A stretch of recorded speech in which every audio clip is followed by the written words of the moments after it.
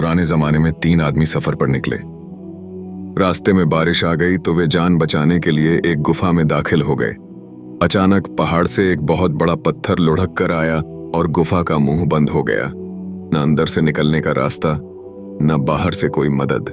तीनों ने कहा, आज हमें सिर्फ वही नजात दे सकता है जिसके लिए हमने खालिस नेक अमल किए हों। आओ अल्लाह से दुआ करें अपने सबसे सच्चे अमल का वास्ता देकर। पहला शख्स बोला, ए अल्लाह, मैं अपने बूढ़े माँ बाप की खिदमत करता था। कभी उनसे पहले न खुद पीता था न बच्चों को पिलाता था। एक रात देर हो गई, वे सो चुके थे। मैं दूध लेकर उनके सरहाने खड़ा रहा यहाँ तक कि सुबह हो गई और फिर उन्होंने जागकर दूध पिया। अगर यह अमल सिर्फ तेरी रजा के लिए था तो हमें नजात दे। पत्थर थोड़ा सा हट गया। दूसरा शख्स बोला, ए अल्लाह, मैं एक औरत से शदीद मोहब्बत करता था, मगर जब वह मजबूर होकर मेरे पास आई तो उसने कहा, अल्लाह से डरो, और मैंने खुद को रोक लिया। अगर मैंने यह तेरी खातिर किया तो हमें बचा ले। पत्थर और खिसक गया।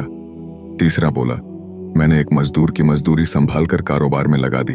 अल्लाह तू इतना बढ़ाया कि ढेर सारा माल बन गया।